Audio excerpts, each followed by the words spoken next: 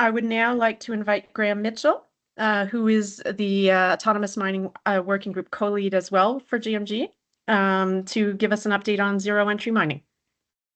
Graham? Thanks, Sarah. Yeah, so what on the screen here is just I guess a purpose of what the zero entry mining white paper headed out to be, and as you can read there, it's a white paper provides strategic vision with a strong focus on the value enabled of zero entry mining. Look, as we developed the white paper, we went through a whole bunch of different areas, and it became clear that it's a little bit broader than that. And as you'll see,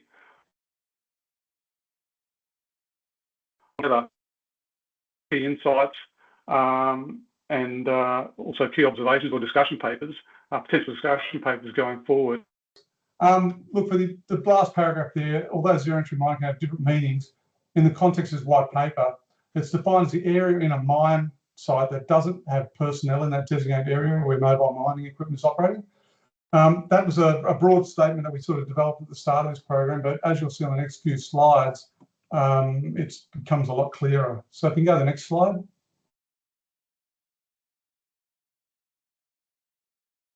So this is like the transition roadmap for zero entry mining. And as you can see on that sort of graphic there, there's a white paper development. Then there's going to be a number of discussion papers. We'll socialise it amongst the broader community. And there could be one guideline or a number of guidelines developed to address this. So the initial step we took was to develop this well-articulated yet brief white paper with the primary target of being key decision makers, to make sure those key decision makers were fully understood what zero entry mining really means.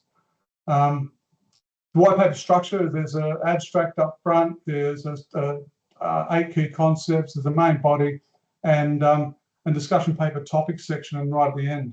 And when we were going through the white paper, it got rather large, and we decided to, a lot of the content we pushed to these discussion paper topics because they need a lot more work and development, so they'll be the next phases. In the development of the white paper, we had 2 mirror workshops with the broader autonomous mining community to get thoughts and ideas on potential discussion paper topics and content. Those workshop outputs, they're not wasted, they'll be used to support the discussion paper developments. And then and each discussion paper topic should be written as an evocative, thought-provoking essay that form part of an anthology of zero mining. So it's not just going to be one paper, it's a number of papers that we're going to develop. And the state of the white paper at the moment, it's in its final being completed, and it's going through the final review process within the GMG. Next slide, please. So as I said before, we came up with a number of key concepts. There was 8 in total, and I won't read through all of them, but I will touch on, this slide's got 5, and then the next slide's got the other 3. But I'll just touch on 1, 2, and 7 and 8. So number 1, if no one is in the mine, then no one can get hurt. So, we see across the industry every year, global mining industry suffers too many fatalities and harms many more.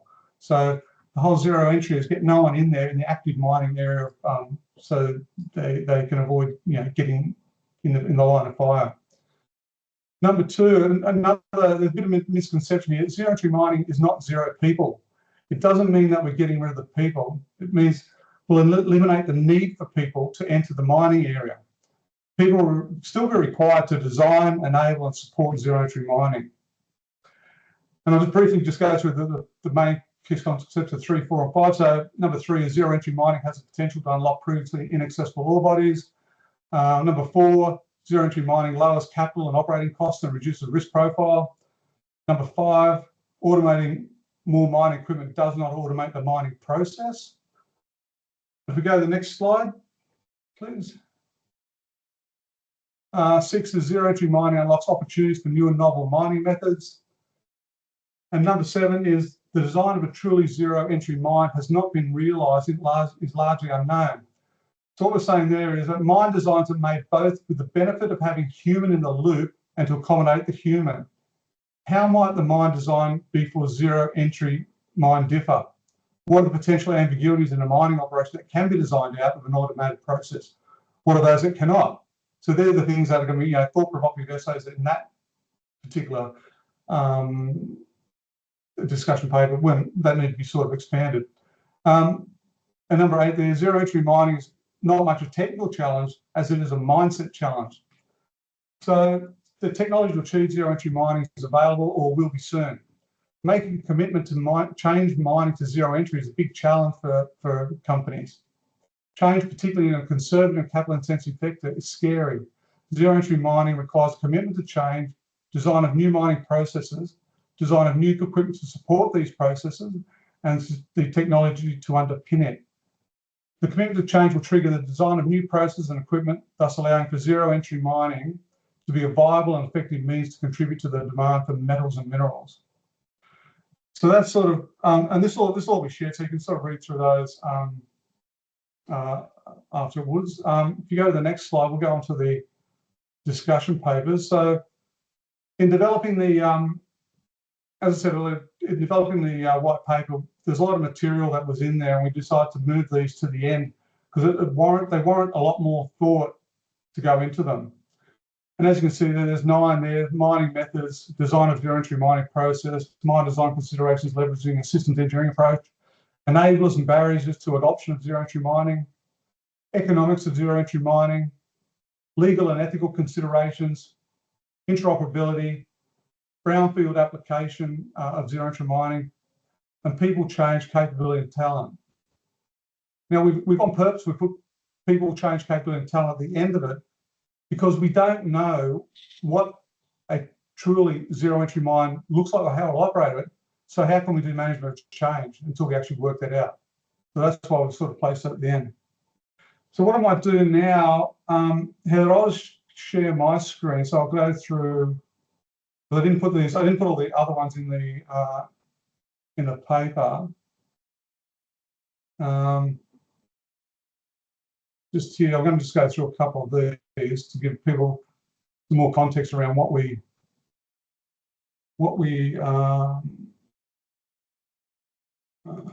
went through, the thought process we're going through in this. So I'll go through, as I said, I'll go through mining methods. Number 1, economics of zero entry mining and legal and ethical considerations, just to give some context around what we're sort of thinking about. So under mining methods, discussion paper context, has to be around prior to considering the design of the mining process. It's imperative that we fully understand the ore body composition and then review the various options that could be used to extract the resource from the ore body. Noting that the ore body should be driving how it gets mined, not the other way around. That is, adapting an existing process to an ore body without fully understanding the ore body composition. This discussion paper should explore various mining methods, including new and novel mining methods that could be used to extract the ore from the ore body. Mining methods may include traditional, such as drill and blast, load and haul, room and pillar, but can also include new and novel mining methods, such as solution mining. We need to eliminate the constrained thinking that a human needs to be able to be at the mining phase. It is conceivable that a machine smaller than a human could be employed to access ore.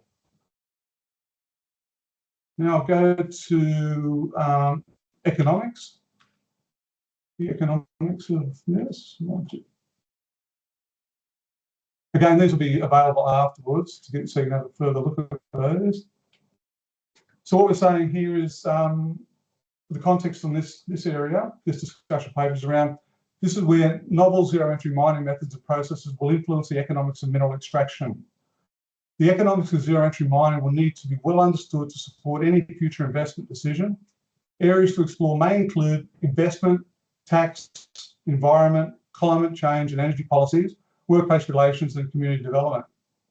Continued access to minerals, access to talent needed to extract those minerals, along with socio-economic expectations, are likely to drive an urgent need for change and how and where we mine to support our modern society. And these factors are likely to generate a burning platform to change the economics of mining, thus driving the need for zero entry mining. So that's around the discussion paper on economics of zero entry mining. And the last one that I'll go through is the legal and ethical considerations.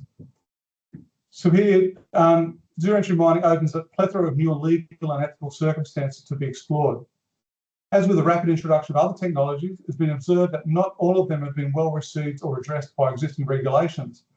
For example, Cambridge Analytica's use of Facebook data and Microsoft Interactive Bot that had to be taken offline within hours of being launched as it became racist and xenophobic.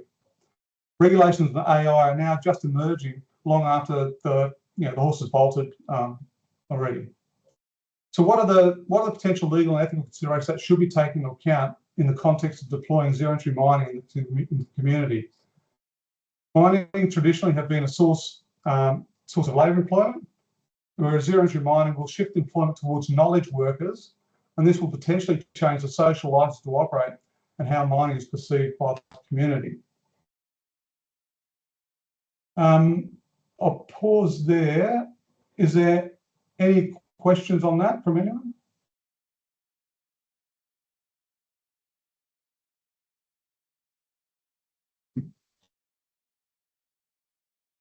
Okay, it's good. No pause. No questions. If you can just put the main deck back up, please. Yeah.